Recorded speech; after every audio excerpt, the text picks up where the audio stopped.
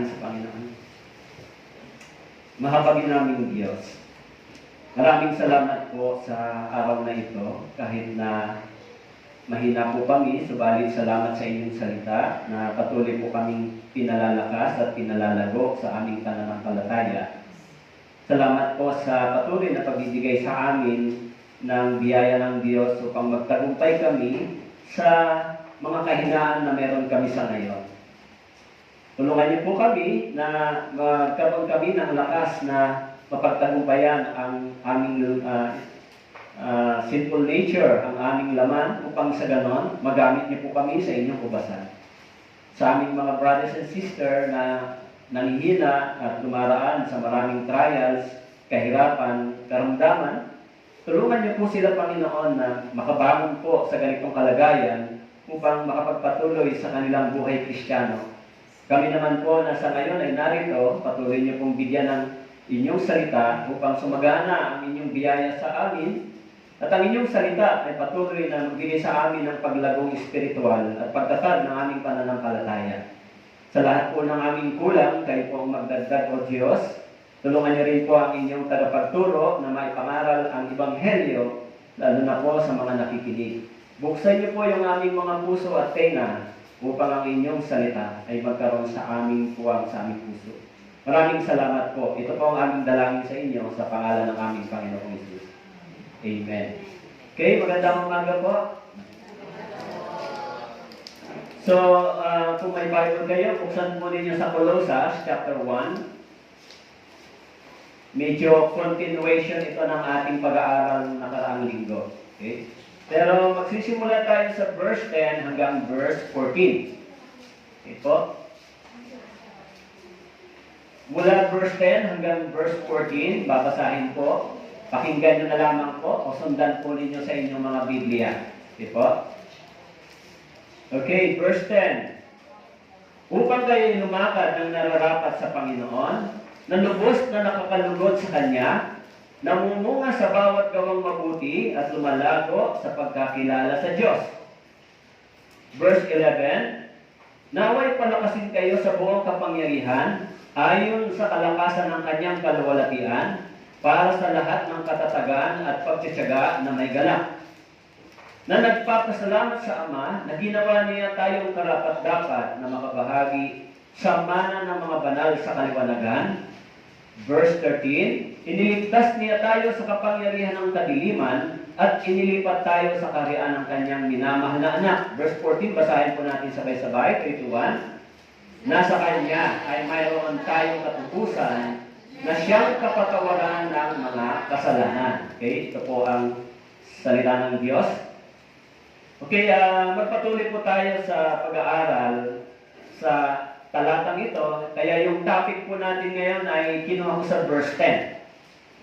So, ang sabi ko rito, being fruitful in every good work. So, doon po sa verse 10, mababasa natin yung salitang paglago. Sabi po, upang kayo lumakad ng nararapat sa Panginoon, na lubos na nakakalugod sa Kanya, namumunga sa bawat gawang mabuti at lumalago sa pagkakilala sa Diyos. Okay? Bakit po sinasabi dito ni Pablo na kailangan yung tinatawag na gawang mabuti? Okay.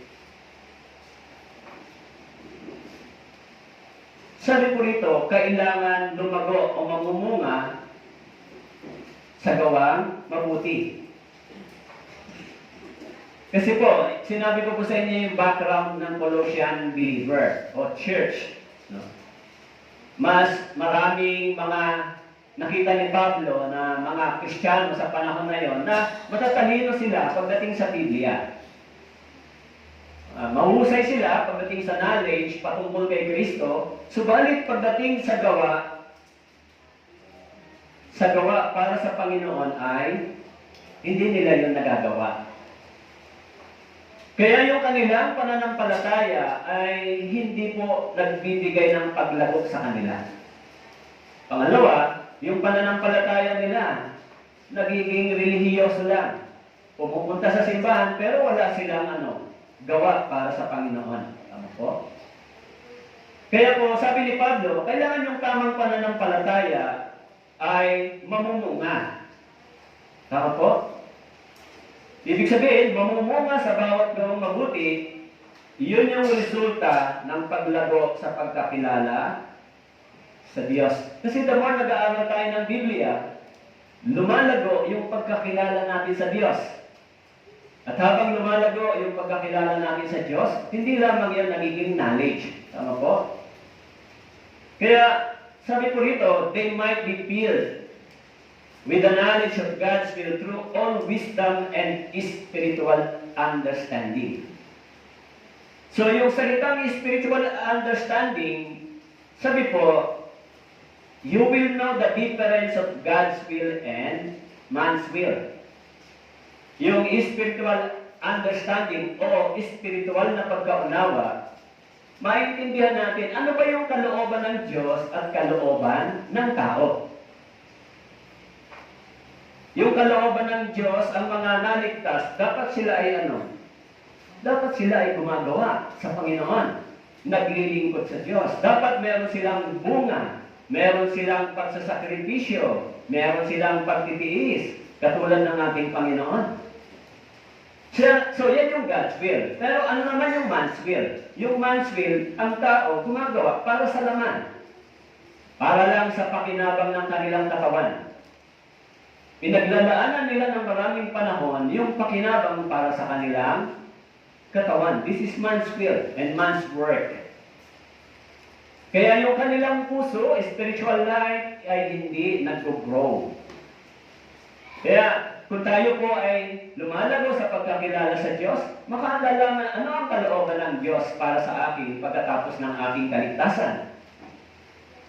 So, pangalawa, sabi niya, that they would be fruitful in every good work, increasing in the knowledge of God.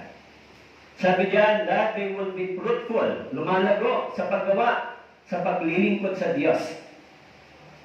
Yung mga naliligtas, meron silang ganitong puso. Dapat, yung kanilang gawain, yung kanilang dating gawa ay nagbago, at yung kanilang ginagawa ngayon ay mas maraming paglilingkod sa Diyos. Kaya sabi ko dito, yung topic natin ngayon ay, medyo may mali dito. So, being fruitful in every good work. Being fruitful. Lumago na ba tayo sa pananampalatayang ito? Or marami na ba tayong ginagawa para sa Panginoon? So, tatlong bagay ng paglago ng kaalaman natin sa Diyos. Una, kung tayo ay lumalago sa pagkakilala sa Diyos, matututunan natin mahalin ang salita ng Diyos. Okay. Hello, ganyan po kayo? Importante po itong topic na ito. Kasi bakit po? Minsan kasi ang naging kaisipan lang ng tao ay naligtas na sila, okay na. Hindi po. So, pag naligtas tayo, of course, sa una, baby Christian, matutunan natin mahalin yung utos, yung salita ng Diyos. Sa umpisa, tinuturuan tayo ibigin ng Diyos. Tinuturuan tayo mahalin ang salita ng Diyos. Hindi lang yon, matutunan din natin sumunod sa salita ng Diyos. Habang tumatagal, natututunan natin yung bagay na ito. Kaya, sabi po doon sa awit 119, awit 119 verse 34, bigyan mo ako ng pangunawa upang aking maingatan ang kautusan mo at aking itong susundin ng buong puso. Sabi po, bigyan mo ako ng pangunawa upang aking maingatan ang kautusan mo. Hindi lang maingatan, ito rin ay susundin ng buong puso. So, sabi po rito, bigyan ng pangunawa. Sino po ito? Yung Diyos. Bigyan mo ako ng pangunawa para maintindihan ko kung ano ba ang kalooban mo para sa akin. Kasi, di ba, maraming mga tao na kahit naintindihan na nila yung salita ng Diyos, yung dating sa kanilang puso ay hindi pa ganon ka-precious o kalalim. Sabi diyan, bigyan mo ako ng pangunawa upang aking maingatan ang kautusan mo at akin itong susundin ng buong puso. Yan po yung resulta kung papaano pagkatapos natin maligtas. Okay? Pangatlo, matututunan natin na maglingkod sa Diyos ng may pagtitiwala. You learn to serve Him and trust Him. Kadalasan, marami tayong kinakaharap na problema.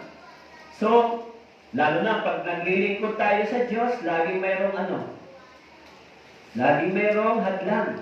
Tama po?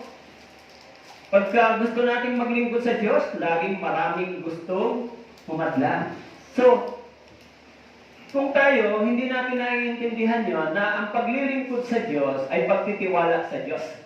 Na ano man yung bagay na humahadlang sa atin, ito ay ating mapagtatagumpayan kasi alam natin na ang Diyos ay mas higit na makapangyarihan kaysa ating sitwasyon.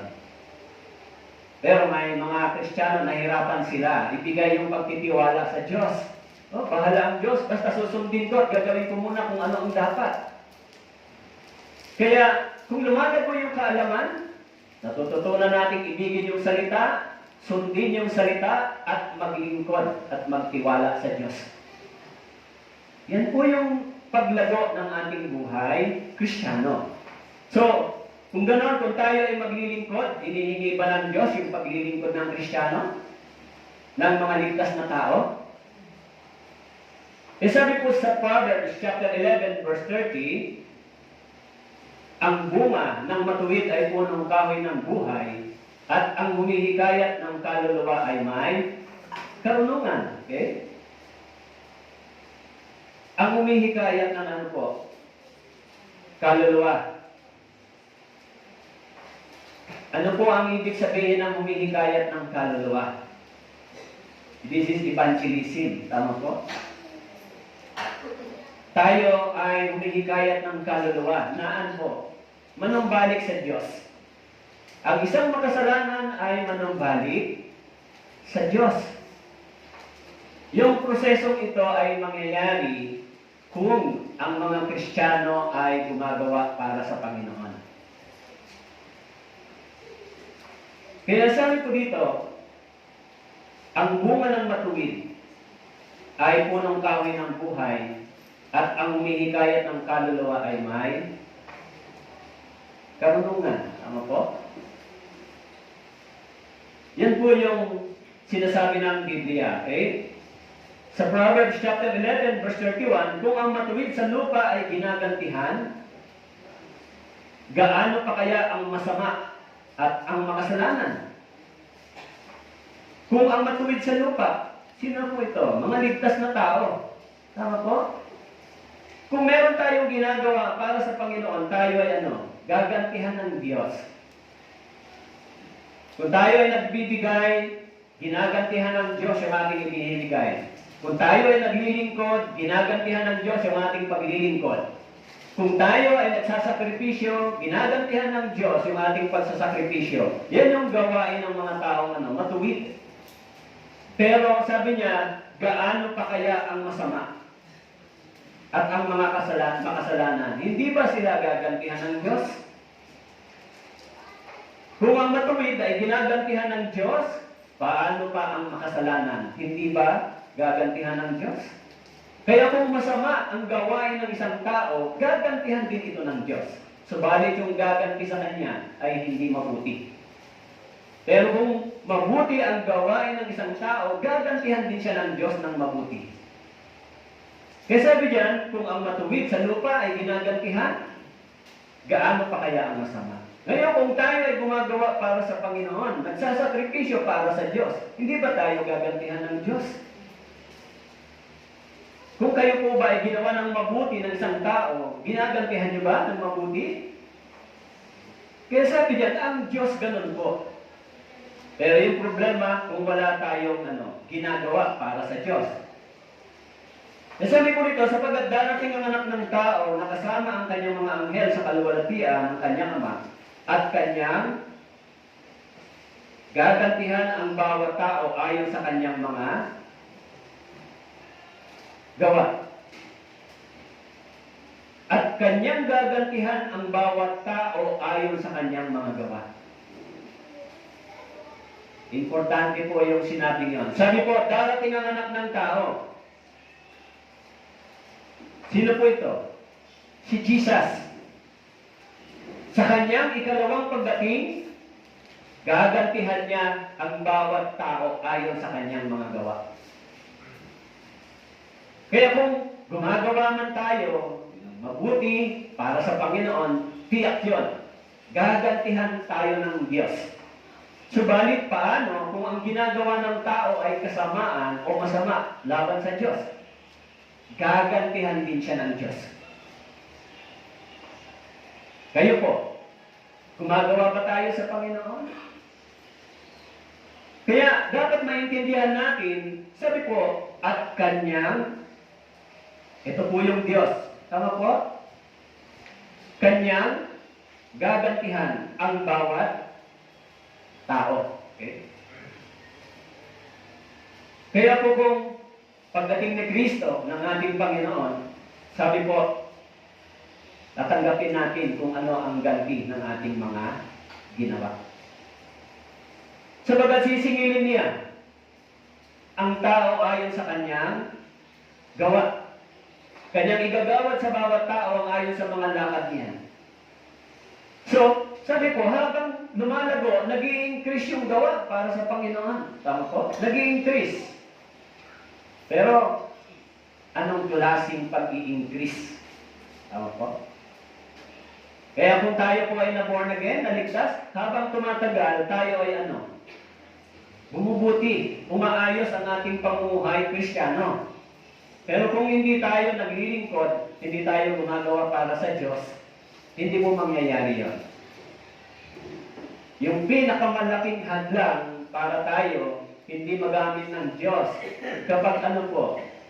Kapag tayo ay nabubuhay sa laman. Sa gawain ng laman. Ang ibig sabihin, kung ang ating focus ay sa gawain ng laman ng sanlibutan ito, hindi na mamalayan ng tao yung pagdating ng Panginoon. Tama po? Kaya sabi po rito, sisingilin niya ang tao ayon sa kanyang mga gawa. Malinaw po yung talata na pagdating ng ating Panginoon, nandyan po kayo? Malinaw po yung talata na pagdating ng ating Panginoon, sisingilin niya at gagantihan niya anuman ang ating ginawa. Sabi po rito, O Panginoon, ang tapat na pag-ibig, sapagkat ginagantihan mo ang tao ayon sa kanyang gawa. Ginagantihan mo. Sabi diyan, ginagantihan mo ang tao. Sabi po, ang Panginoon, tapat na pag-ibig sapagkat ginagantihan mo. Ibig sabihin, anuman ang ating ginagawa, ito ay gagantihan ng ating Panginoon. Kung kayo po ay naglilingkod, nagsasakripisyo para sa Diyos, gagantihan ba kayo ng Diyos? Kung yung masama ay gagantihan sa kanyang kasamaan, gaano pa kaya ang mabuti? Kaya, kung tayo bilang mga naligtas ay gumagawa para sa Panginoon, naglilingkod para sa Diyos, ang sabi diyan, pagdating ng Panginoon, gagantihan niya anuman ang ating ginagawa o ginawa. Kung yung sinasabi, narito hindi namin ito nalalaman, hindi ba niya alam ang sa mga puso'y tumitimbang? Na siyang nagbabantay sa iyong kaluluwa, hindi ba niya nalalaman? At ang bawat tao, ayon sa gawa niya, ay di ba niya gagantihan? Hindi ba alam ng Diyos yung ginagawa ng tao? Hindi ba alam ng Diyos kung tayo ay may mga bagay na lihim na ginagawa? Sabi niya, narito, hindi ba niya alam sa mga puso'y tumitimbang, siyang nagbabantay sa iyo? kaluluwa. Yung mga Kristiyano o yung mga tao gumagawa ng lihim na kasalanan, ang iniisip nila, walang nakatingin sa kanila at walang nakakakita sa kanila. Pero sabi ng Biblia, ang Diyos ay nagbabantay sa iyo kaluluwa. Minsan, baka malaman ni Pastor, makita ni Pastor. Huwag po sa akin kayo tumingin. Kasi hindi po ako ang nagbabantay sa inyo. Ang Diyos ang nagbabantay sa atin. Tama po? Of course, ito po ay pangaraw ng Ebanghelyo. Subalit, sabi ng Biblia, hindi man tayo nakikita ng tao, nakikita naman tayo ng Diyos. Nalalaman ng Diyos, sabi diyan, yung bawat nilalaman sa mga puso, siya ang tumitimbang. Ang Diyos ang tumitimbang sa ating puso. Sino ba ang mas mabigat? Mas mabigat ba ang Diyos sa atin? O mas marami tayong pagnanais para sa sanlibutan ito? O mas marami tayong pagnanais para sa Diyos? Dahil sabi po, ang Diyos ang nagbabantay sa atin. Di ba? Kaya sabi po diyan, yung Diyos.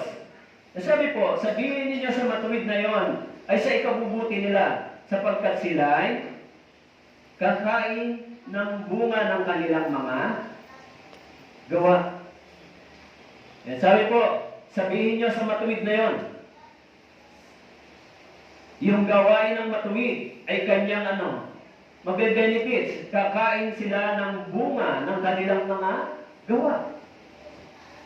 Kung sila ay nagsasakripisyo, kung sila ay naglilingkod, kung sila ay ginagawa nila yung mga bagay para sa Diyos ng may pagsasakripisyo at pagtitiwala, sabi ng Biblia, sabihin mo sa matuwid na yun, kakainin niya anuman ang bunga ng kanyang gawa. Yan po yung sinasabi ng Biblia sa mga taong naligtas. Pero sa mga taong hindi ligtas, kakainin ba nila yung bunga ng kanilang gawa? Kainin din nila, maaari yung kanilang bunga, yung bunga ng kanilang mga gawa. Ano man yung kanilang itinanim, yun din ang kanilang kaanihin. Kung nagtanim sila ng kasamaan, kasamaan din ang darating sa kanila. Yun din ang ganti ng Diyos. Kung nagtanim sila ng mabuti, gumawa sila ng mabuti, mabuti rin ang ibabalik ng Diyos sa kanila. Yan ang prinsipyo ng Panginoon. Kaya sabi po, anuman ang ating ginagawa, tayo ay gagantihan ng ating Panginoon. Ngayon, kung tayo ay hindi nag-iisip ng ganito, paano tayo? Kahabag-habag ang masama. Ikasasama nila yun, sapagat ang ginawa ng kanyang mga kamay, ang ginawa ng kanyang mga kamay ay gagawin din sa kanya. Kahabag-habag ang masama. Sabi niya, ikasasama nila sapagat ang ginawa ng kanyang mga kamay, gagawin din sa kanya. Tama po? Yan yung sabi ng Biblia. Ngayon, kung ang ginagawa ng tao ay kasamaan, ito rin ang darating sa kanya. Bakit po? Alam niyo po, sabi po doon sa Bible, sa 1 Samuel chapter 2 verse 6, okay. 1 Samuel chapter 2 verse 6. Ito po ay nag-share sa aking isipan ang talatang ito. Basahin po natin ang malakas, 3 to 1. Ang Panginoon ay Pumapatay at umubuhay. Siya ang nagbababa sa Sion at nag-aahon. Ang Panginoon. Tama po? Ano daw? Ang Panginoon ay pumapatay at bumubuhay. Pag gusto tayo patayin ng Diyos, wala tayong magagawa. Tama po? Kaya, kahit sino pa, kahit matuwid na tao ka pa o masama ka, pag gusto ka lang patayin ng Diyos, wala kang magagawa. Sabi diyan, pero kung gusto ka niya rin buhayin, mabubuhay ka. Ang Panginoon pumapatay, tapos bumubuhay.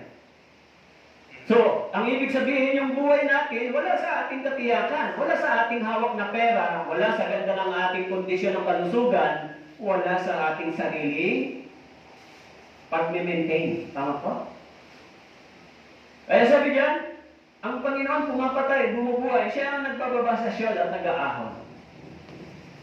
Pwede ba tumanggi ang tao kung gusto niya siya patayin ng Diyos? Alam niyo naman may nangyaring ganon, hindi ba? So, kung ganon, yung buhay natin ngayon, kahit sabihin pa natin na tayo ay tama, matuwid, gumagawa sa Panginoon, hindi natin hawak. Tama po?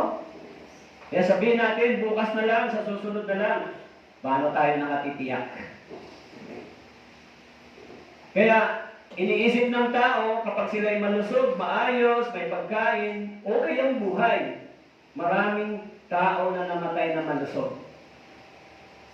Malalakas mga bata pa, namamatay na. Tama po? Pero ang problema, kung sila ay nahulog dito.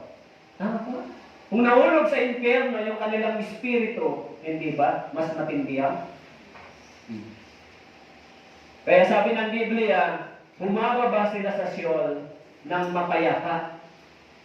Ang ibig sabihin, hindi nababagabag ang kanilang mga kaluluwa kung saan sila pupunta pagkatapos ng kanilang mamatayan. Hindi nila nababagabag. Kaya, hindi ba may tinawag akong awit? Ano yung wonderful day? Di ba? The day, the Savior I met. Tama po? Kaya, maraming tao naglalakbay sa mundong ito na ang tingin nila sila ay payapa, subalit bumababa sila sa Sheol nang wala silang, anong tawag dito? Wala silang fear. Hindi mo ba nakakatakot yung gano'n? Dahil sinabi ng Biblia, gagantihan ng Diyos ang bawat gawa ng tao. Yung sabi dyan, ang Panginoon ang pumapatay, ang Panginoon ang bumubuhay. So, yung ating buhay ngayon ay wala sa ating kamay, kundi nasa kamay ng ating Panginoon. Maging ang buhay ng isang masama. Tama po? Kaya sabi po ng Biblia, kaya sabi ko dito, ako ang Panginoon ay sumisiyasat ng pag-iisip, sumusubok ng puso upang ibigay sa lahat ayon sa kanilang mga lakad, ayon sa bunga ng kanyang mga gawa. Yung mga tao ay, yung puso nila, ang Diyos ang sumusubok. Upang ibigay ang lahat ayon sa kanilang mga lakad. Eh sabi po rito, ayon sa bunga ng kanyang mga gawa. Kaya mahalaga po yung ginagawa ng isang ligtas na tao. Abala ba ang tao sa mundong ito? Ha? Napakahirap nilang hikayatin sumama sa pag-aaral ng Biblia. Napakahirap nilang aralan para sabihin na saan pupunta ang kaluluwa mo pagkatapos ng kamatayan mo. Wala silang takot sa ganitong bagay. Ang nasa isip nila, nabubuhay naman ako ngayon, ayos na. Subalit, may mga tao na nabubuhay ngayon, biglang namamatay. Tama po. Kaya yung kanilang puso, yung kanilang isip ay hindi nababagabag kung saan sila mahuhulog pagkatapos ng kamatayan. Kaya sabi po sa Jeremiah chapter 32 verse 19, dakila sa payo at makapangyarihan sa gawa, na ang mga mata ay mulat sa lahat ng mga lakad ng anak ng mga tao, na ginagantimpalaan ang bawat isa ayon sa kanyang mga lakad, ayon sa bunga ng kanyang mga gawa. Kaya kung tayo po ay walang ginagawa, kung tayo po ay hindi nagsisilbi sa ating Panginoon, pagkatapos ng ating kaligtasan, wala tayong ginagawa, anong gantimpala ang naghihintay sa inyo? Tama po? Sabi diyan, ginagantimpalaan ng Diyos ang bawat isa ayon sa kanyang mga lakad. Ngayon, kung tayo, hindi na tayo naglilingkod, pero tayo pa yung problema, di mas mabigat. Instead na pagpapala, problema yung ibabalik sa atin. Bakit po? Kasi problema tayo ng Panginoon. Lalo na yung buhay Kristiyano natin, kung hindi nagbubunga, hindi tayo nagagamit ng Diyos. So, anong gantimbala ang ibabalik ng Diyos? Ano ang igaganti ng Panginoon sa atin? Iyan po yung prinsipyo ng Biblia. Hindi po ako yan. Prinsipyo ng Bible. Kung ano ang iyong kinanin, yun ang aanihin mo. Kung ano ang iyong pinagpagal, yun din ang ibibigay ng Diyos sa iyo. That is God's principle. Hindi po yan tinuturo sa mga relihiyon, di ba? Tinuturo yan sa mga ligtas na tao. Hindi tinuturo na magsakripisyo, hindi tinuturo maglingkod tayo. Gawin natin yung lahat para sa ikaliligtas ng kaluluwa dito sa atin. Itinuturo sa ating pilit, sa ating isipan, na kailangan ito ang ating ginagawa. Kaya sabi po, bakit kailangan? Para tayo gantimpalaan ng Panginoon pag siya ay bumalik. Ngayon, kung sasabihin natin, mahina ng aking katawan, mga malalakas ang katawan, pinatay ng Diyos di ba? Pwedeng patayin ng Diyos, di ba? Si Samson, malakas ang katawan, pero nang siya ay nagkasala sa Diyos, tama po? Pinatay siya ng Diyos. Kaya hindi natin pwedeng sabihin yung ating katawan ay hadlang. Maraming paraan para tayo maglingkod sa Diyos. Maliban na lang kung ayaw natin, so tayo talaga yung mag-decide, hindi yung iba. Kaya nga, hindi ba? Sabi ko rito, kanyang gagantihan ang bawat tao ayon sa kanyang mga gawa. Kaya minsan nahihiya ako sa mga missionary kung sasabihin ko na mas okay yung ginagawa natin. Bakit po? Hello, nandyan po kayo? Pumising po kayo, huwag po kayo matutulog. Alam niyo kung bakit? Buhay na yung kapalit nila. Buhay na yung naging kapalit. Hindi lang yung pera, material na bagay na naitaya nila, maging yung buhay nila naging kapalit na. Para lang sa Ebanghelyong ito. Kaya minsan nahihiya kung sasabihin ko na wala akong ginagawa. Samantalang sila, buhay na nila yung naging kapalit. Pera, kayamanan at buhay naging kapalit na. Bakit po? Kasi kanyang gagantihan ang bawat tao ayon sa kanyang mga gawa. Dapat seryosohin natin yung talatang ito, yung salitang ito. Yung salitang gagantihan. Tama po? Kung gagamitin mo yan sa negatibong pananalita, kapag ikaw ay gumawa ng kasamaan, meron ding maghihiganti sa iyo. Tama po? Kasi sabi dyan, kanyang gagantihan ng bawat tao ayon sa kanyang mga gawa. So, kung ganon, iniisip mo ba natin ito? Kung ano ang igaganti sa atin.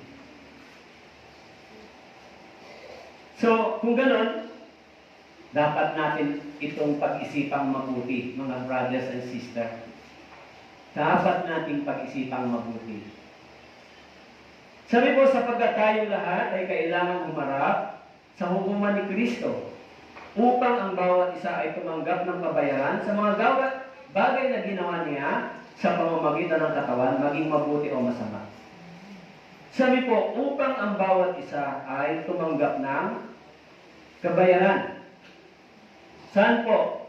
Sa mga bagay na ginawa niya. Ano po? Sa mga bagay na ginawa niya.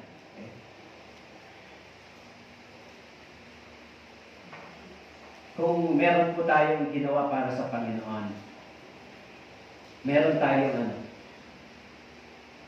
kabayaran. Tama po? Mabuti man daw o masama. Kaya ho, mga brothers and sisters, pag-isipan natin kung mabuti yung buhay natin. Ang Diyos ay hindi po nagbibiro sa atin. Di ba? Kadalasan, may mga tao na hindi sila ganun kaseryoso mag-isip pagpatungkol sa Diyos. Ano po? Hindi nila masyadong siniseryoso pag yung patungkol sa Diyos. Yung mga salitang ito, na ang bawat isa ay hahanap sa hukuman, kung minsan hindi ito masyadong pinag-iisipan ng tao. Sige, umupo muna kayo habang nagtuturo po ako. 2 hours lang ito, 1.5 hour. Nadidistract ako sa inyo pag naglalakad-lakad kayo. Pwede umupo muna ho kayo. Igalang natin yung salita ng Diyos. O gusto nyo, mag-stop muna ako para makausap-usap muna kayo. May gagawin kayo. Gusto niyo po, stop muna ako.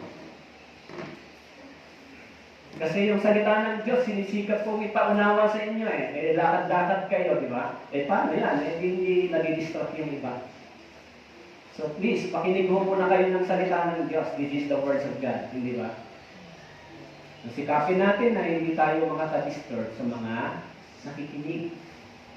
Kasi maiksi lang yung oras natin sa pag-aaral ng Biblia. Tama po? Maiksi lang mo ba yung pag-aaral natin? Maiksi lang ito, 1.5 hour. Wala nga kayong maiintindihan pagkatapos nito eh. Pagka tinanong kayo siguro after 1 week, di nyo na maalala yung sinabi ngayon dito.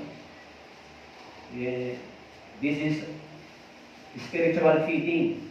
Yung feeding, kailangan makuha nyo kung ano yung mensahe ngayon. Pero kung palakad-lakad po tayo, nadidistract yung iba, paano nyo makukuha kung ano yung gustong ipaintindi ng Diyos? Sorry po sa sinabi ko, pero kailangan natin turuan yung ating sarili madisiplina pagdating sa salita ng Diyos. Kasi hindi mo mahirap magturo dito. Yan ay tinapanalangin at inihahanda para sa inyo. Kaya sana bigyan nyo ng sapat na panahon yung pakikinig. Kasi hindi po, ako nag-aaral ako ng Biblia sa loob halos 1 linggo, magbasa mag-isip kung ano ang tatalakayin para maituro. Para sa inyo, tama po? Para sa inyo, para sa atin. Kaya na-expect ko pagdating sa pakikinig, magiging focus kayo. Kasi ito ay pinaglaanan ng oras at panahon. Tama po? Mabuti kung tulad nung dati, isang verse, okay na yan, tapos kantahan na lang, okay na. Hindi po ganun eh. Tama po? Kaya nga gumagamit din po ako ng projector para yung talata mas maintindihan nyo kung ano yung pinag-aaralan natin, hindi ba? The more na naunawaan nyo yung salita ng Diyos, naintindihan nyo, the more na naiisip nyo na tama yung salita ng Diyos, dapat akong magbigay ng panahon, mag-commit para sa Panginoon. Kasi kung hindi nyo naman naiintindihan yung salita ng Diyos, wala po kayong nakuhang mensahe. Tama po?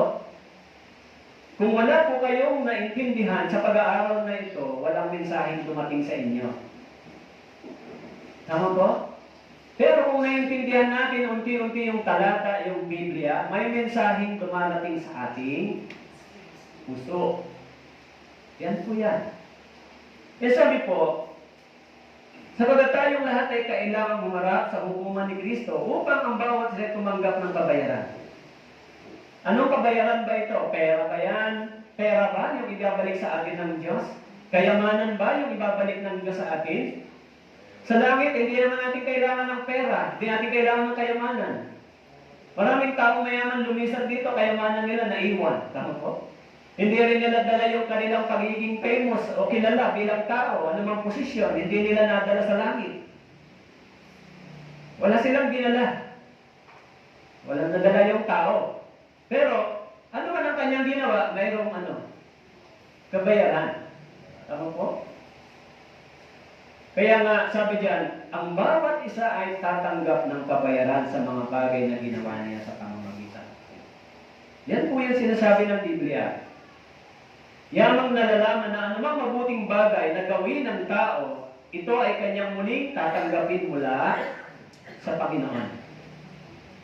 Anuman, sabi po rito, mabuting bagay na gawin ng tao, ito ay kanyang muli babalik sa kanya. Tama po?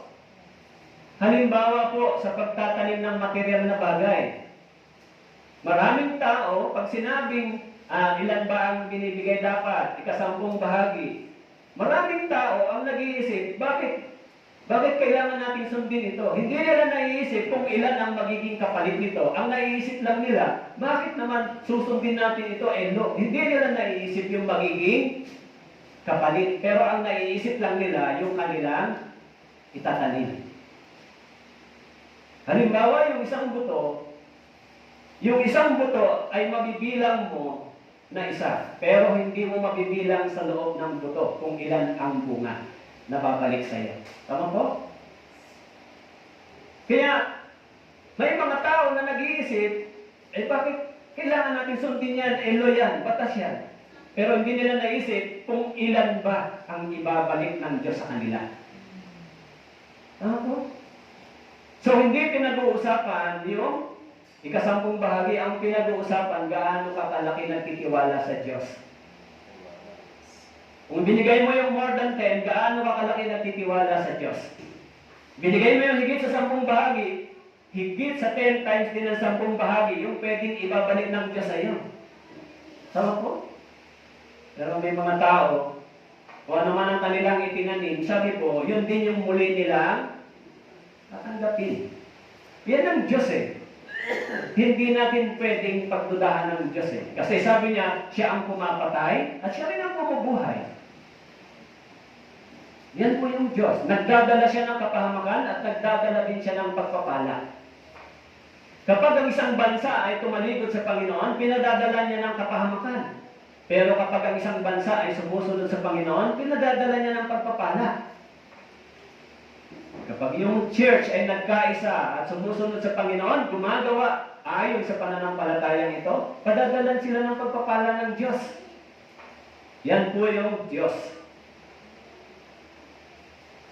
Papatayin ko ng salot ang kanyang mga anak at malalaman ng lahat ng mga iglesia na ako ang sumisiyasat ng mga pag-iisip at ng mga puso. Bibigyan ko ang bawat isa sa inyo ng ayon sa inyong mga gawa. Bibigyan ko ang bawat isa sa inyo ng ayon sa inyong mga gawa. Bibigyan. Sabi diyan, bibigyan ko. Tama po? Bibigyan ng Diyos. Ibabalik sa atin. Kung itinanim natin ay buhay, may buhay din. Higit sa pagpapala yung buhay. Tama po? Kung ang itinanim natin material, binabalik ng Diyos. Natutunan niyo ba magtiwala at magtanim sa Panginoon? Nung nagbigay ba kayo sa church, nagtanim kayo sa Panginoon, di ba kayo pinagpapala? Di ba dumarating yung material sa inyo, kapalit? Kaya hindi issue kung gaano kalaki ang binibigay mo. Ang issue, nagtitiwala ka ba sa Diyos? Dahil, sabi ng Biblia, kung nagtatanim tayo, mas higit yung bumabalik sa atin. Kaya sabi dyan, bibigyan ko ang bawat isa sa inyo ayon sa inyong mga gawa. Hindi pa yun naiintindihan ng maraming tao. Parang iniisip nila, ang paglalaan ng panahon, oras, material na bagay, paglilingkod sa Diyos ay hindi magiging pakinabang para sa akin na masigit. Hindi po. Yung paglalaan, paglilingkod ng oras, panahon para sa Diyos, sabi ng Panginoon, gagantihan niya anuman ang ating itinanim. So, ang Diyos po ang nagsasabi noon, hindi ako. Tama po. Kaya sabi ko rito, ako'y malapit ng dumating, dala ko ang aking gantimpala upang gantihan ang bawat isa ayon sa kanyang ginawa. Sino po ito? Si Jesus. Ano po? Tama po? Malapit na siyang dumating, sabi niya. Ako'y malapit na dumating. Naniniwala ko ba kayo dyan? 2,000 taon nang isinulat yung talatang ito, ako'y malapit ng dumating, sa totoo lang, 2,000 taon na ang nakaraan. Pero alin ang mas malapit, sa panahon nila o sa panahon natin? Nung sinulat ni John, yung talatang ito ay 2,000 taon na ang nakakaraan. Sinabi niya, si Jesus malapit nang dumating. Pagkalipas ng 2,000 taon, hindi pa dumating si Jesus. Ngayon, binabasa natin yung talatang ito. Ako'y malapit nang dumating. Alin ang mas malapit? Sa panahon nila o sa ating panahon? Kaninong panahon ang mas malapit ang talatang ito? Sa ating panahon. Lahat ng mga ebidensya para mangyari ang talatang ito ay nakita natin. Tama po? Restoration ng bansang Israel, earthquake, famine, lahat ng mga ebidensya para ang talatang ito ay matupad. It is already fulfilled and finished. Kung ganon, yung talatang ito ay mas malapit sa atin. Malapit na siyang dumating upang ano daw, gantihan ang bawat isa ayon sa kanyang ginawa. Kaya mga brothers and sisters, ano ang ating ginagawa para sa Diyos? Tayo ba nagsasakripisyo para sa Diyos, naglalaan ng oras sa paglilingkod sa iglesia, ginagawa ba natin yung Christian life natin para pagdating ng Panginoon, sabihin ng Panginoon sa atin, well done, good and faithful servant. Yun ba ang sasabihin ng Diyos? Tandaan po natin, yung salitang malapit nang dumating, walang katiyakan ng araw, subalit tiyak na mangyayari. Walang katiyakan ng araw at oras, subalit tiyak naman na ito ay mangyayari.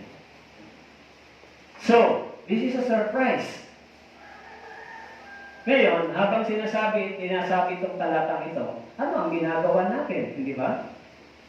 Paano tayo nag-i-spend ng time, oras, habang inihintay natin yung talatang ito matupad? Naintindihan niyo po? Kung makikinig lang kayo ng mabuti sa mga talatang ito, kung pagbinilay-nilayan ninyo, magpapasalamat kayo sa Diyos, naintindihan niyo. Alam niyo po, ganyan ako dati, binabasa ko yung talata, di ko naintindihan. Pero nung nagpapaliwanag na sa akin, pinagnilay-nilayan ko, ano ang sinasabi nito sa akin, ang talatang ito, ano ang gusto niyang sabihin sa akin, doon ko naiintindihan, ano yung kalooban ng Diyos sa akin. Pero kung hindi po ninyo yan naiintindihan, binabasa nyo, dadaan lang sa isip nyo, wala pong mensahe sa inyo yan. Alam niyo ba, pinakamasarap pag nilay-nilayan yung salita ng Diyos, lalo sa umaga. Basahin mo siya, tanungin mo sa sarili mo, ano ang sinasabi nito para sa akin. Para maintindihan natin, ano ba yung gusto ng Diyos. Sabi ko dito, malapit na akong dumating, dala ko ang aking gantimpala. So, yung mga tumatanggap ng gantimpala ay yung mga nagpagal. Nagsakripisyo. Kung yung mga estudyante nag-aaral na mabuti, nagsikap sila, hindi sila nangopya, hindi sila gunandaya sa kanilang mga pag-aaral, tatanggap sila ng gantimpala, hindi sila mahihiya. Tama po?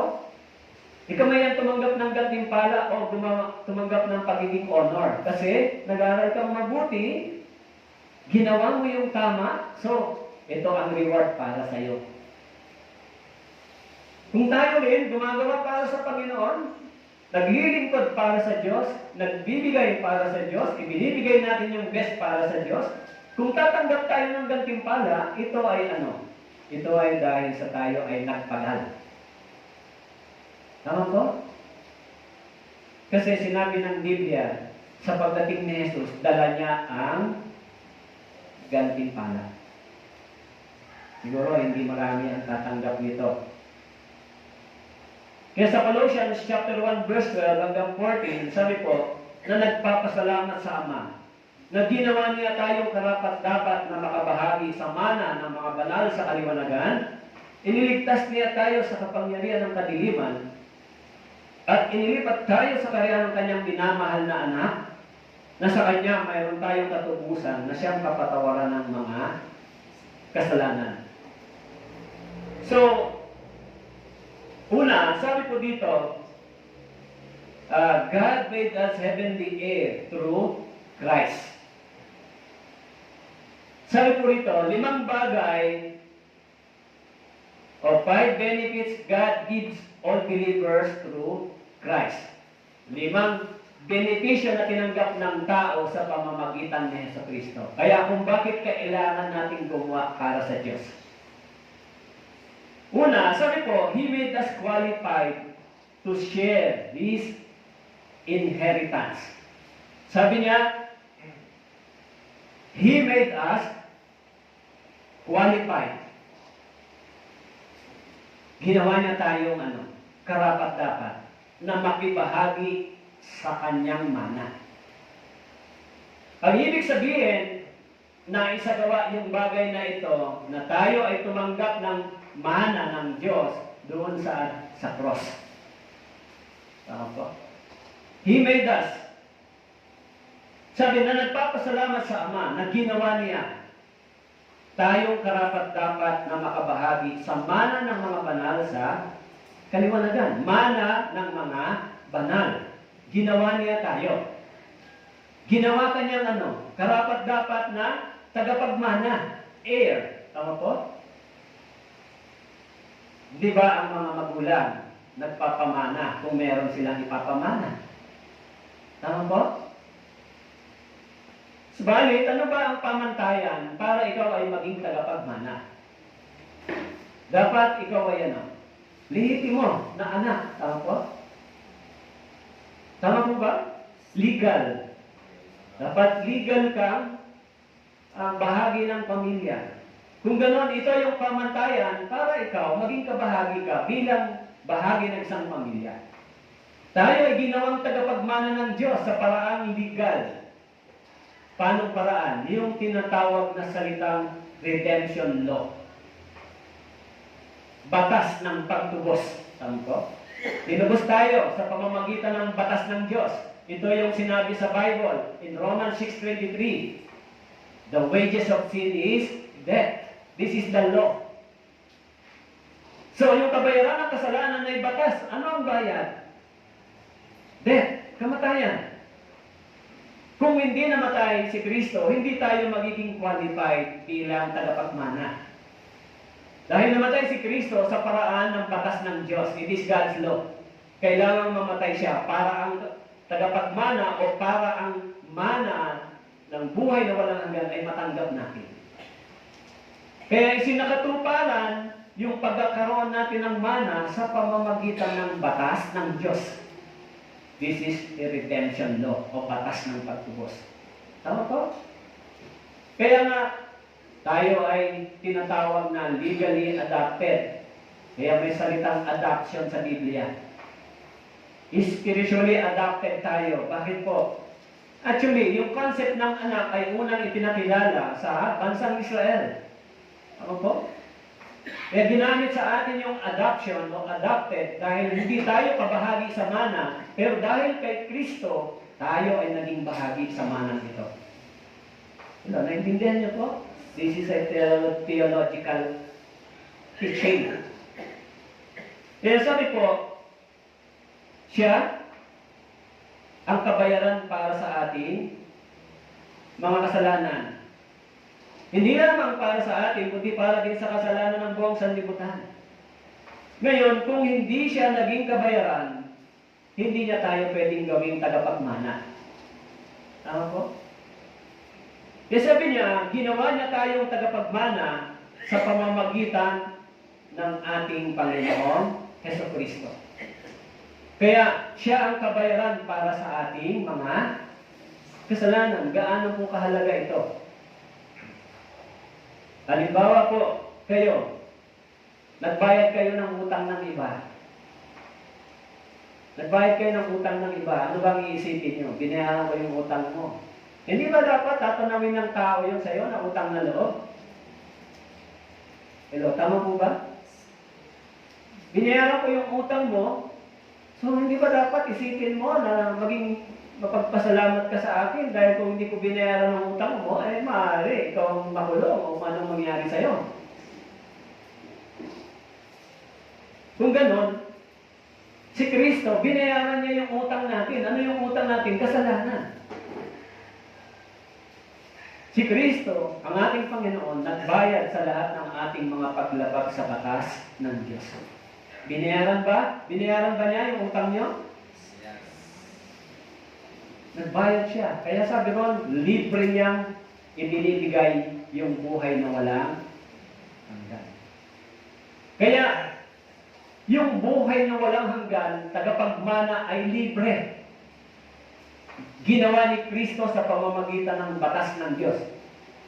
Subalit yung gantimpala na ine-expect ng Diyos na paglilingkod natin sa Diyos, yung pagbabalik sa Diyos, hindi libre. Tama po? Kailangan nating magbalik sa Diyos ng bagay na ginawa niya sa atin. Sabing ganon, ano man ang ating ginawa, yun ay gagantihan ng Panginoon sa atin. Kaya nung binayaran niya yung ating mga kasalanan, yung ating utang, ano ang ating ibabalik? Tama po? Kaya tayo mga papasok sa langit, kaya tayo tagapagmana, dahil binayaran niya yon para sa atin. Pero, sorry to say, sometimes yung mga tao, mahirap sila magbigay ng oras para sa Diyos. Paglilingkod sa church, pagbibigay ng panahon, pagbibigay ng material na bagay. Pero, mga brothers and sisters, lahat ng bagay sa mundong ito, kahit pinili mo, hindi mo pa rin pag-aari. Hello, naintindihan niyo po? Lahat. Pakikinabangan mo lang siya kung hanggang kailan ka lang mabubuhay. Kung bumili ka ng lupa, hindi mo pa rin yan pag-aari. Pero magagamit mo siya habang ikaw ay nabubuhay. Subalit, pag alis mo sa mundong ito, yun ay hindi mo na pwedeng maging pag-aari. Tama po? Lahat ng meron tayo, oras, buhay, lakas, pera, material, lahat ng ito hindi natin pag-aari. Subalit, pwede natin magamit habang tayo ay nabubuhay. Tama po? Pero saan natin nagagamitin yung mga bagay na ito? Maraming tao, ginagamit nila yan para sa physical pleasure, time, money, o anumang bagay, para maging masaya yung katawan nila. Pero sabi ng Biblia, gagantihan ng Diyos ano man ang iyong ginawa. Kaya sinabi niya kay Haring Solomon, si Haring Solomon ay nagkaroon ng repentance. Lahat ng aking pinagpagalan ay aking iniiwan. Lahat ng bagay na tinipon ko ay naging walang kabuluhan. Pinaglaanan nila ng maraming oras, panahon, pag-iisip, talino, yung mga bagay na nakuha nila, subalit, pag-alis nila sa mundong ito ay kanilang iniwan. Pero pag sinabi mo, makinig ka naman ng Biblia, dumalo ka sa Bible seminar, mag-church ka, pumunta ka sa church, gawin mo yung ganito. Wala silang desire na ganong kalalim gawin ito. Pero, lahat ng kapalit na pinagdaanan nito, darating ang araw ay kanilang iiwan. Hello, naintindihan niyo po, mga brothers and sisters? Alam niyo, napakaganda ng talatang yan, ang mensahe na yan. Kung nabubuhay tayo sa mundong ito, na bigla na lang tayong lumilisan, narinig natin yung salitang pangangaral na ganito, dapat magbagong isip ko, dapat mas marami akong panahon ilaan sa Diyos. Dahil hindi ko alam bukas kung kukunin na ba ako ng Panginoon o hindi pa. Tama po? Kasi bakit po? Naisip ko yung isang missionary nang namatay. Hindi niya pa alam na siya ay kukunin na siya kinabukasan. Tama po? May pera sila. May pambayad sa ospital. Tayo, wala. Meron ba kayo pambayad sa magagandang ospital? Pag namatay tayo ngayon, masasabi, dalhin agad sa cremation niya. Magkano cremation? 150,000, 200,000. Meron ba tayong gano'n? Lumuluha yung ating mga magulang at pamilya kung may lumisan na walang pambayad sa gano'n, di ba? Pero yung buhay, hindi natin alam kung bukas kukunin na ba tayo, bigla tayong lumilisan. Pero ang tanong dito, sabi nga, saan tayo naglalaan ng maraming oras at panahon? Ay, may okay pa naman ako ngayon. Hindi natin masabi. Kaya sabi po, si Jesus, isinakatuparan niya yung bagay na para tayo maging kabahagi sa pamamagitan ng ano. Narito, ang kordero ng Diyos na nag-aalis ng kasalanan ng sanlibutan. So, dahil inalis niya yung kasalanan na naging hadlang, Kaya tayo ngayon ay naging qualified makapasok sa buhay na walang hanggan. Maging tagapagmana, to become heir of God. Parang hindi kayo masaya, di ba? Pagka tagapagmana ng Diyos. Parang sa mukha niyo hindi kayo umingiti. Ano naman, pastor, kung tagapagmana ng Diyos? Pero pag sinabing tagapagmana kayo ng may-ari ng mga lupain ito, siguro, lakas ng palakpak na. Huwag ka mag-alala, iiwan mo rin yan, di ba?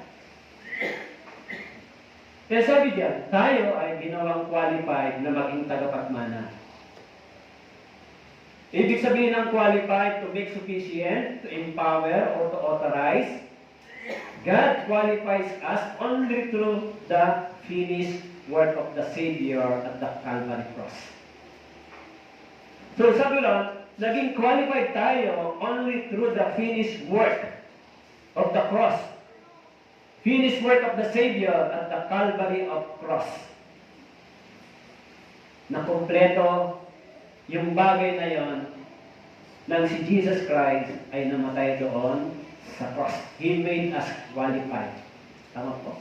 Ginawa na tayong tagapagmana sa pamamagitan ng gawain ni Jesu Cristo. Doon sa cross. Nag-suffer si Cristo. And apart from God's grace, through Jesus Christ, all people will be qualified only to receive His wrath. Apart from God's grace, lahat ng tao ay qualified dapat mapunta doon sa puot ng Diyos. Tumanggap ng puot ng Diyos. Kaya kung hindi dahil sa biyaya at habag ni Kristo, lahat ng tao ay qualified na tumanggap ng puot at galit ng Diyos. Kaya through Christ, tayo ay naging qualified para makawala at makalaya doon sa galit at puot ng Diyos. Di ba sinabi ng Biblia, ang Diyos ay napupuot laban sa kasamaan at kalikuan ng tao? In Romans chapter 1 verse 18. Pero yung puot na yon ay, pinawi sa pamamagitan ni Jesu Cristo. Sorry po, ginawa tayong karapat-dapat na makabahagi sa banal, sa mana ng mga banal. Okay? So, ginawa yun ng Panginoon sa pamamagitan ng kanyang sa pamamagitan ng kanyang pagdurusa. Sa pamamagitan ng kanyang pagdurusa, ginawa ng Panginoon na tayo ay maging qualified, maging tagapagmana, makapasok sa kaharian ng Diyos. Kaya hindi po ginawa sa pamamagitan ng pera, sa pamamagitan ng batas, sa pamamagitan ng anumang bagay, kundi ginawa sa dahil sa pagdurusa ni Kristo. Okay? Sapagkat ibinigay ko sa inyo nung una sa lahat, ang akin din tinanggap, na si Kristo ay namatay para sa ating mga kasalanan. Kaya natupad po yung plano ng Diyos na ang tao ay maging kabahagi sa mana ng kalangitan. So, napakaganda ng ginawa ng Panginoon para sa atin. Opo?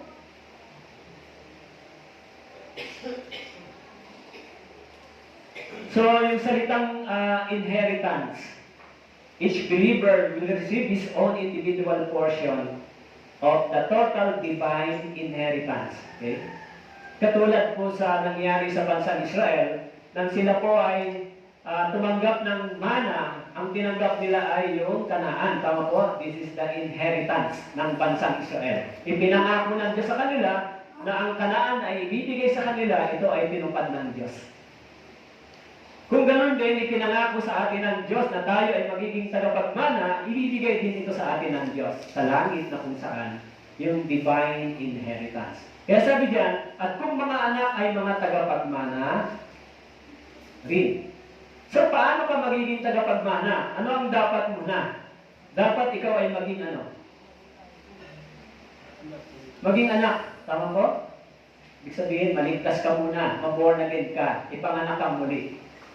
Tama po? Subalit, kung ikaw ay naligtas na, ikaw ay naging tagapagmana. Tama po? Subalit, yung manang ito ay sa langit, hindi dito sa lupa.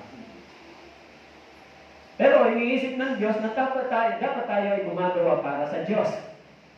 Gumagawa ba kayo para sa Diyos? E sabi po, number 2, He delivered us from Satan's dominion of darkness and made us His children of light.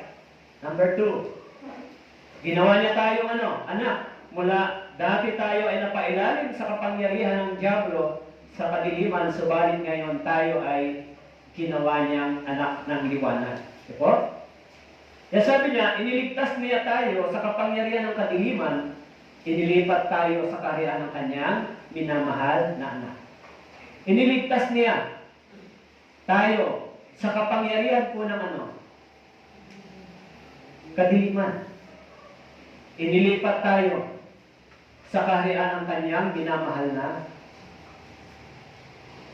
Dati tayo ay nasa ilalim ng kapangyarihan ng kadiliman. Tama po? Dati tayo pinag-aharian ng kapangyarihan ng kasalanan. Kaya sinabi ng Jeremiah chapter 17, verse 9 and 10, yung puso ng tao ay mandaraya. Pagdating sa Mateo chapter 17, yung puso ng tao, chapter 15, ay puso ng tao punong-puno ng kasalanan. Hindi ba? Nasa ilalim tayo ng kapangyarihan ng kasalanan. Ibig sabihin, nasa ilalim tayo ng kapangyarihan ng kadiliman. Kaya yung mga tao, kung sila ay nasa ilalim nito, wala silang takot gumawa ng kasalanan. Sapagkat ito ang nagahari sa kanila. Pero nung tayo ay naligtas, iniligtas niya tayo sa kapangyarihan ng kadiliman, inilipat sa kaharian ng kanyang minamahal na anak. Kaya sabi po, iniligtas, sabi po rito, sapagkat kami ang mabagong samyo ni Kristo sa Diyos, sa mga iniligtas at sa mga napapahamak. Sa mga iniligtas, tayo ay naging mabagong samyo ni Kristo sa Diyos. Sa mga iniligtas, sabihin, yung ebanghelyong ito ay pinangaral sa kanila, naging mabagong samyo sa kanila yung ebanghelyong ito, sapagkat naligtas sila. Kaya tayo, iniligtas mula noon sa pagkapahamak. So, iniligtas niya tayo sa kapangyarihan ng kadiliman, ililipat sa kaharian ng kanyang minamahalan na. Pangatlo, He brought us into His eternal kingdom.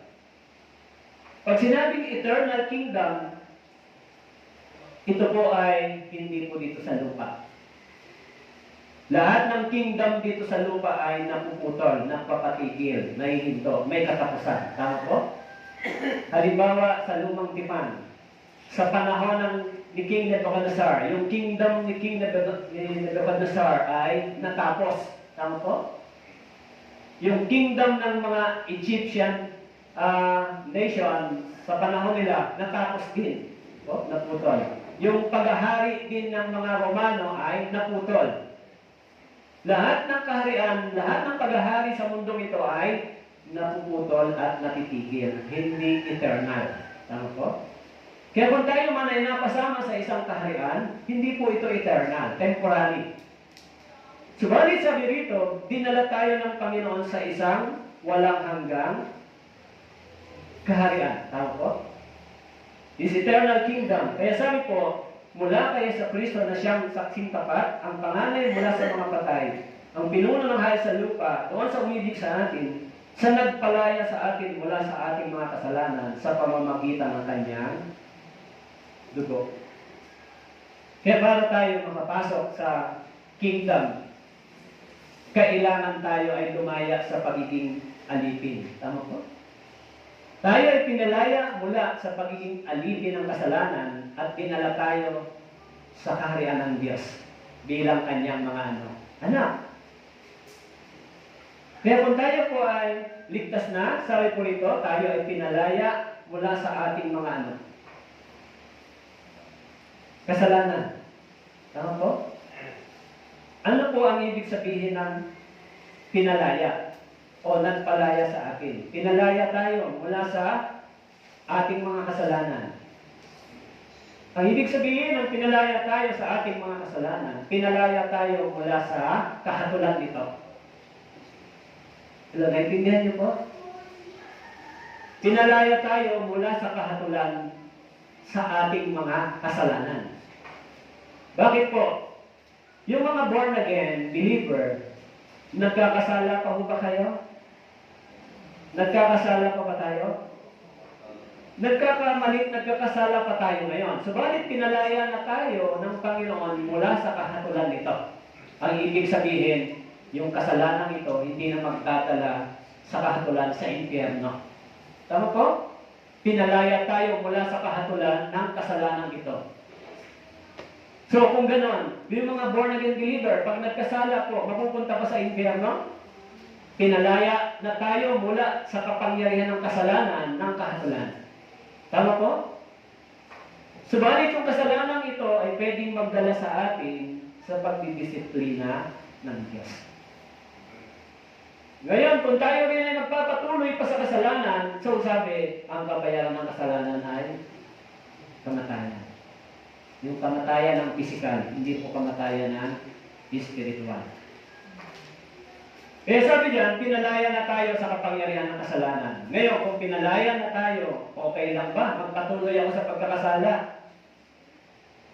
Kung ligtas na po, ligtas na tayo, okay lang ba? Magpatuloy pa rin sa kasalanan. Siyempre, sa Biblia, dapat ngayon tayo ay may pag-iisip na maglingkod sa Diyos. Yun ang kapalit. Tama po? Tayo ay tinalaga sa pagkukop upang maging kanyang mga anak sa pamamagitan ni Hesus Kristo. Ayon sa kabutihan ng kanyang kalooban, tayo ay tinalaga sa pagkukop upang maging kanyang mga anak sa pamamagitan po nino. Sa pamamagitan ni Kristo.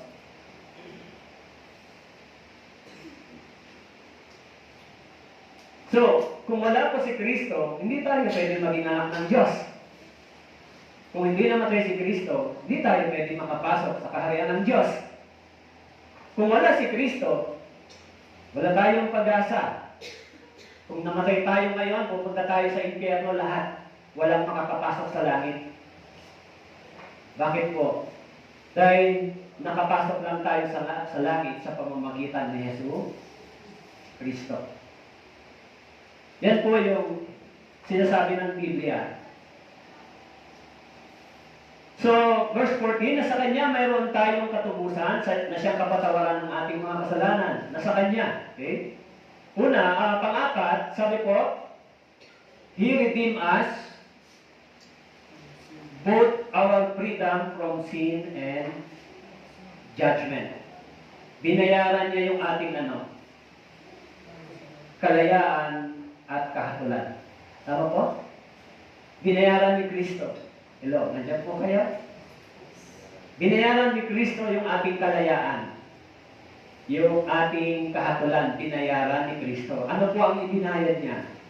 Sabi po yung kanyang kamatayan, death. Tama po? Hindi pera, hindi pagsisikap, kundi yung buhay. Kaya sabi diyan, He redeemed us, both our freedom from sin and judgment. Narito ang pag-ibig, hindi sa tayo umibig sa Diyos, kundi siya umibig sa atin at sinugo ang kanyang anak na pantubos sa ating mga kasalanan. Alam nyo, ito po yung pinakamagandang balita, hindi ba? Kaya, kung meron tayong dapat ma-appreciate sa Biblia, ito ang ginawa ng Panginoong Hesus para sa atin. Kaya kung tayo ay magbibigay ng panahon, oras, paglilingkod, hindi pa rin kayang tumbasan yung ginawa ng anak, yung pantubos. Tama po? Dahil ano po yung kapalit niyan? Buhay, hindi po pera. Kaya tayo, kung naglilingkod tayo ngayon para sa Panginoon, hindi pa rin natin kayang tumbasan yung ipinantubos sa atin. Dahil yung ipinantubos sa atin ay life. Tama po? Buhay. So, ang mga taong nag-iisip na sila ay walang ginagawang kasalanan at matuwid, hindi importante sa kanila yun. Tama po?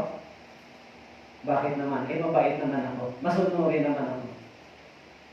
Pero yung mga tao na nakita nila yung sarili nila sa harapan ng Diyos, katulad ng tax collector, bilang isang sinner at makasalanan, precious sa kanila yung salita, pantubos. Tama po? So, sinabi ko po sa inyo, madaling ma-appreciate yung taong gumagawa ng mabuti sa iyo, madaling gawan din ng mabuti yon. Tama po? Madaling ibigin ang mga taong umiibig sa iyo. Tama po? Pero, yung taong hindi ka iniibig at iibigin mo, yun ang mahirap. So, yung mga taong kaaway mo at hindi ka inibig, pag inibig mo sila, yan yung tunay na salitang pag-ibig. Tama po? Natural lang na gantihan mo yung taong gumawa ng mabuti sa'yo. Gantihan mo rin ang mabuti. Pero yung taong masama sa'yo, hindi ka gagawa ng mabuti sa kanya. Dahil naging masama siya para sa'yo. Kaya, ma-appreciate natin yung salitang pag-ibig na nanggaling sa Diyos dahil tayo ay mga tayo ay mga miserabling makasalanan na lumabag sa maraming beses sa batas ng Diyos. Kaya na-appreciate natin yung pag-ibig ni Kristo ng Panginoon kasi tayo, maraming beses tayong sumuway, lumabag, naging kaaway ng Diyos, subalit inibig pa rin tayo ng Panginoon. Doon natin nare-realize yung tunay na pag-ibig. Naintindihan niyo po? Natural lang na kung iniibig ka ng tao, gantihan mo rin ang pag-ibig. Pero kung ang taong kaaway mo, hindi mo yan gagantihan ng pag-ibig. Tama po? Pero si Kristo, sabing ganon, tayo, bagamat lumabag ng maraming beses, namatay siya, ipinakita niya yung pag-ibig niya sa atin. Doon mo ma-appreciate yung salitang love galing sa Diyos.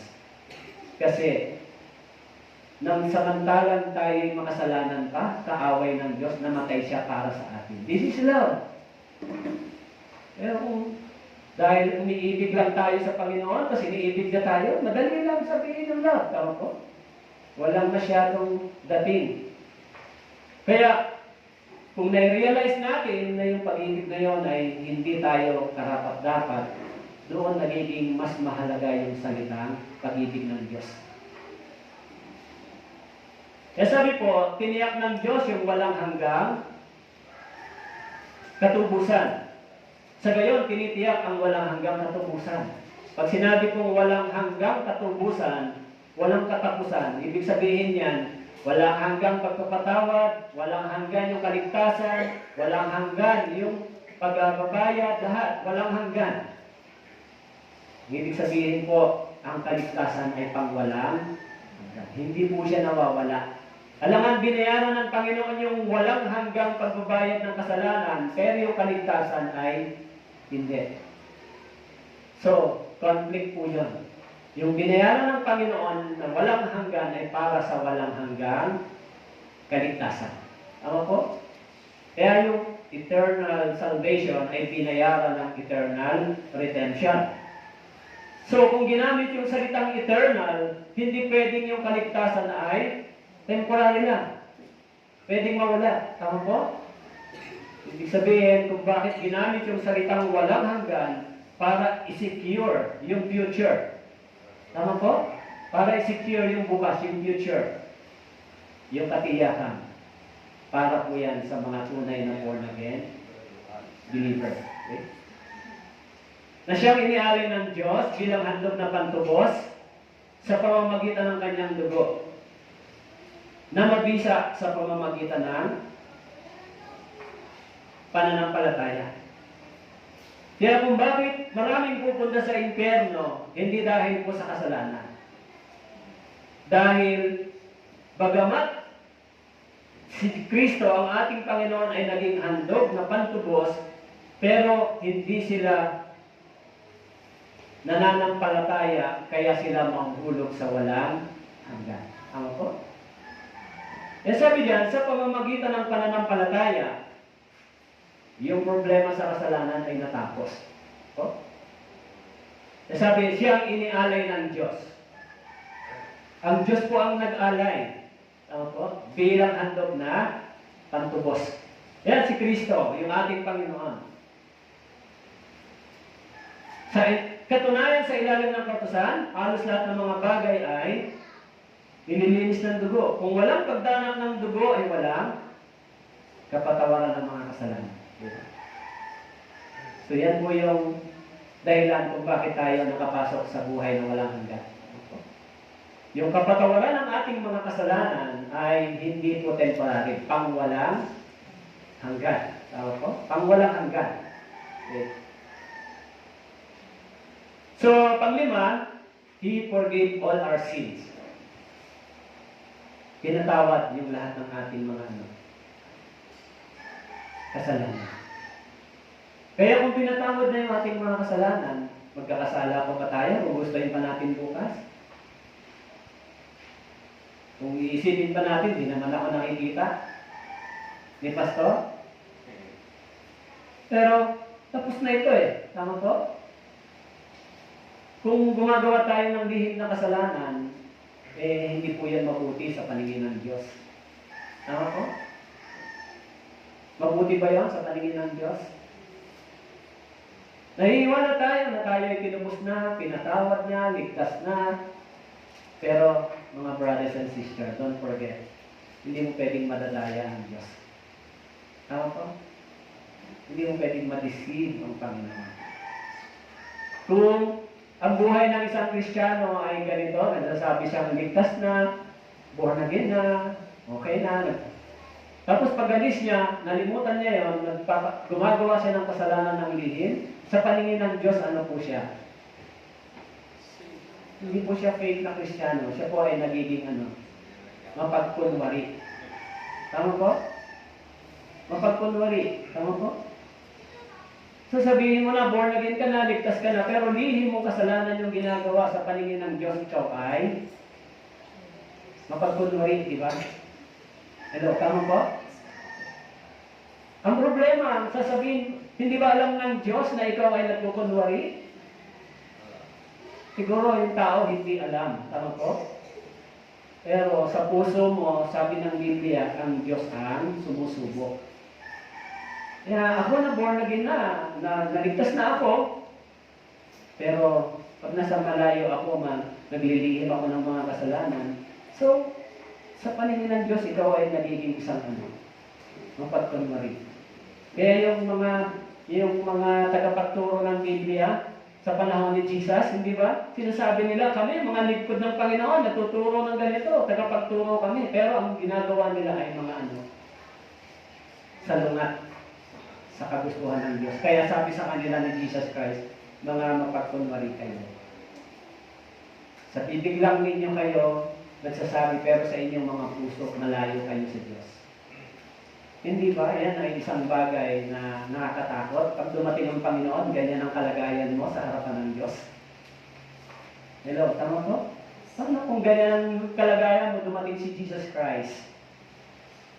Wala ka sa katotohanan ng pamumuhay. Alam nyo, sa totoo lang, yung fear natin, yung ating kagustuhan, yung pagiging matapat natin, hindi sa tao lang. Mas sa Diyos tayo unang tumitingin. Tama po? Kaya tayo gumagawa ng ganitong bagay, tanggapin man tayo paniwalaan ng tao, pero kung tayo sa Panginoon gumagawa, tumitingin, naglilingkod, at tama yung ating ginagawa, it doesn't matter. Walang problema doon. Kahit yung tao, hindi tayo pinupuri, gumagawa tayo ng maganda. Basta yung bagay na ito, ginawa mo sa Panginoon. Ginagawa mo yung best mo para sa Diyos, na tama sa pananampalataya nito. Huwag kang mag-alala. Tama po? Pero kung gagawin mo isang bagay sa tao, mabibigo po kayo. Mabibigo tayo. Masasaktan lang tayo. Kasi minsan may mga tao na hindi tayo ma-appreciate kahit maganda yung ating ginagawa. Kasi sa tao tayo tumitingin. Pero yung pananampalataya ng mga tunay na Kristiyano, nakatingin sa Diyos. Kaya, kahit sa panahon ni Jesus Christ, sa panahon ng mga disciples, na-misinterpret sila ng mga Romano. Tama po?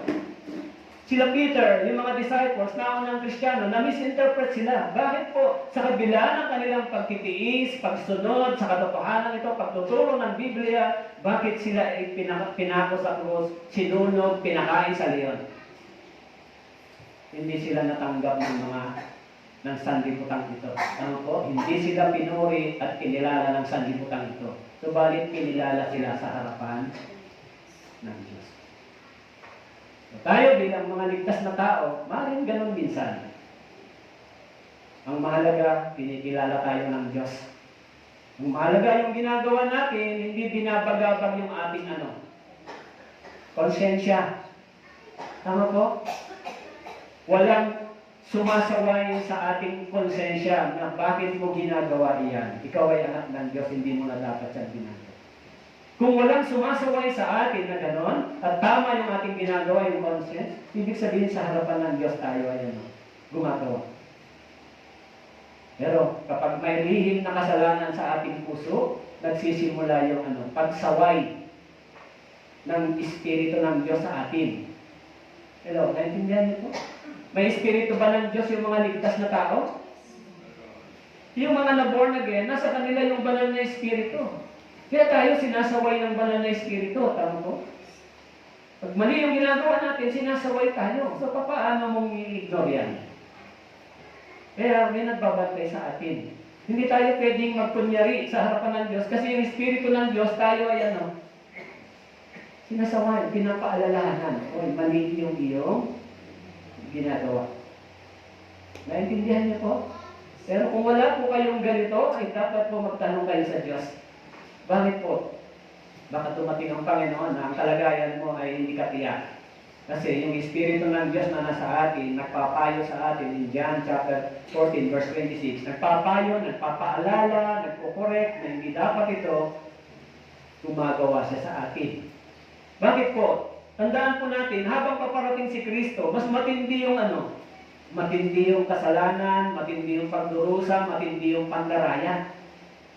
Habang papabalik ang Panginoon, habang paparating ang Panginoon pagbalik, mas matindi ang kasamaan ng tao.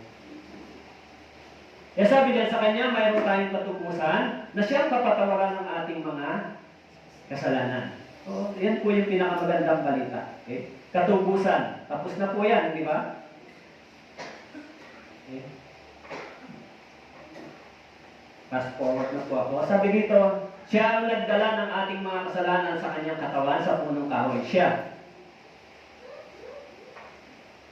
Kaya, yung the Colossians feared the unseen forces of darkness, but Paul says the true believers have been transferred. So may takot yung mga Colossian believer doon sa hindi nakikitang kapangyarihan ng kadiliman, pero sinabi ni Paul sa kanila, sabi niya, from darkness to light. Tama po? Dati nasa ilalim ka ng kapangyarihan ng kadiliman, ngayon nasa ilalim ka ng kapangyarihan ng liwanag. From slavery to freedom. Dati alipin ka ng kasalanan, ngayon hindi ka na alipin ng kasalanan. From guilt to forgiveness. Yung mga tao nagkakasala, guilty sila. Tama po? Pero yung guilt feelings sa atin, dahil sa forgiveness, nagkaroon tayo ng peace. Tama po? Sa harapan ng Diyos. And from the power of Satan to the power of God. We have been rescued from rebel kingdom to the serve the rightful king. Tama po? Ano yung rebel kingdom? Kaya sinabi ni Jesus, ang ama nyo ay Diablo. Tama po? Doon kayo naglilingkod. Pero ngayon, tayo ay hinalis na sa pamamahala ng Diablo. Tama po? Kaya tayo ngayon ay nasa paglilingkod sa isang matuwid na hari. Tama po? So dapat makita natin yung ating sarili kung ano ang ating ginagawa, kung ano ang ating reflection. Ano ba yung ginawa ng Diyos para sa akin? Minsan, yung mga tao, hindi nila yung nakikita. Kaya tulad ng sinabi ko sa inyo, huwag niyong tignan yung laki ng inyong ibinibigay at ginagawa. Ang tignan niyo yung itinabalik ng Diyos sa atin. Yan ang tignan natin. Kasi pag tinignan natin yung laki ating ginagawa at binibigay, baka sabihin natin, sayang ito. Yung oras ko sayang, huwag mong tignan yun. Ang tignan mo, ano ang ibabalik ng Diyos sa iyo. Tama po? So, yun ang gagawin ng Diyos. Kaya sabi diyan, tayo mga anak ng Diyos. Okay po? So, Revelation chapter 21 verse 7 from last verse, pakibasa po natin. Ang magtagumpay ay magmamana ng mga bagay na ito. Ako'y magiging Diyos niya, siya'y magiging anak. Sabi ko rito,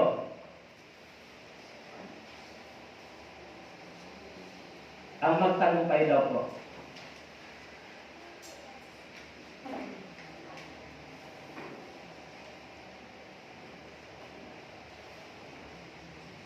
Tama po? Bakit sinabing ang magtagumpay? Wala ba tayo sa langit? Naglalakbay pa tayo ngayon dito. Ang magtagumpay ay mananatili. Tama po? Kaya minsan, mahirap po agad sabihin na halimbawa, naligtas ako, born again na ako, ganito. Kailangan mo na ito. Tama po? Kailangan mo na ba ito? To prove. Magtatagumpay ka sa tulong ng banal na Espiritu. Kung wala banal na Espiritu, hindi ka magtatagumpay. Tama po? Kaya lahat ng mga born again believer ay magtatagumpay, for sure. Dahil yung tulong ng banal na Espiritu at ng Diyos ay ibinigay sa atin. So, mga brothers and sisters, tandaan po natin, sa pagbalik ng Panginoon, gagantihan niya tayo anuman ang ating ginawa. Huwag natin kalilimutan yun. Maging handa yung puso natin sa Panginoon habang gumagawa. Huwag tayong umasa na babalik ang Panginoon habang wala tayong ginagawa at kung nabubuhay tayo ng lihim sa kasalanan. Dahil bakit po? It is a more fearful. Tama po? It is a more fearful na tayo ay hindi gumagawa para sa Diyos. Naniniwala tayong siya ay babalik. It is a big responsibility. Kasi, sabi ng Biblia, naniniwala kang ako ay babalik at darating magbibigay ng gantimpala. Bakit hindi ka gumagawa at hindi ka nagsakripisyo para dito? Tama po?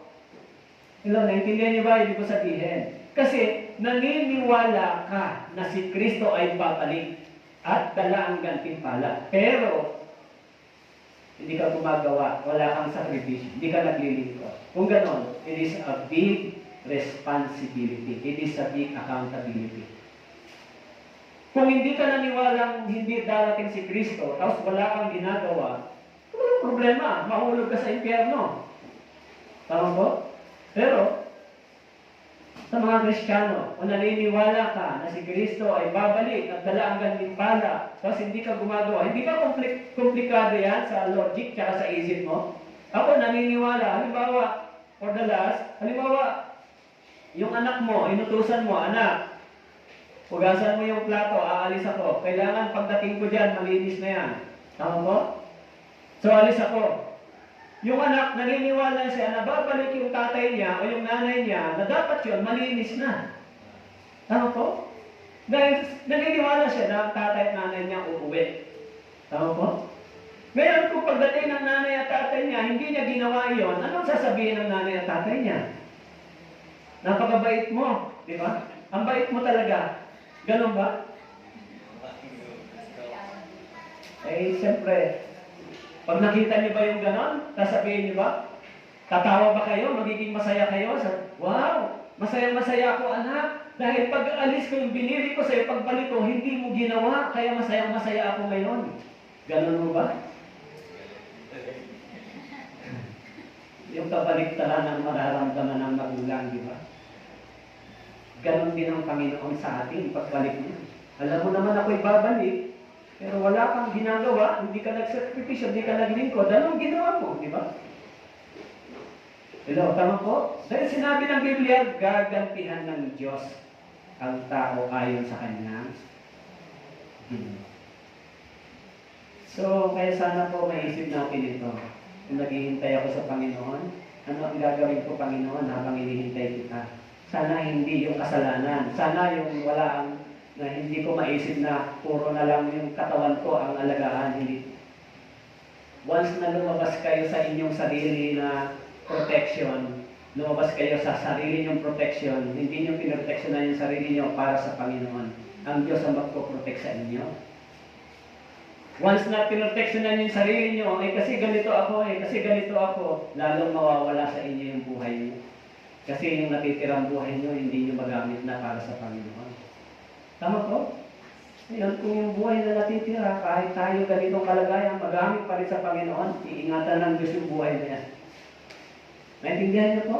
Kahit uminom tayo ng maraming gamot, medicine, kung hindi na gusto ng Diyos bumalik tayo mabuhay, useless, gumastos pa tayo. Pero kung iniisip natin, Panginoon, ang katawan at lakas ko gagamitin ko para sa iyo, so bigyan mo lang ako ng physical na malakas na katawan para makapaglingkod, hindi ba ibibigay ng Diyos sa atin yan? Pero pag sabihin mo, bigyan mo ako ng malakas na katawan, Panginoon, tapos yung katawan na ibinigay sa'yo, gagamitin mo sa sanlibutan, ibibigay ba ng Diyos yun? Hindi ibibigay ng Diyos. Kasi sasabihin niya yung natitira mong oras at katawan at lakas, dapat ialay mo na lang para sa Kanya. Hello, tama po? So, tayo po'y manalangin. Mapagpalang Diyos, salamat po. Ipinangako niyo po na kayo malapit ng dumating at gagantihan po ninyo ng pagpapala at gantimpala ang mga taong nagtitiwala, naglilingkod, nagsasakripisyo po para sa akin. Pagpalain niyo po yung mga brothers and sisters sa Kailaway Church. Mga nandito po, patuloy niyo kaming patatagin at palakasin, gamitin niyo po yung buhay namin natitira habang naghihintay po kami. Salamat po, ito po ang aming dalangin sa pangalan niyo. Amen.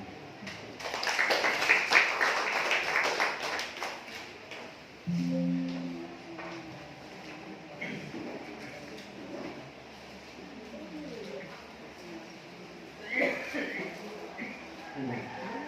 Ha?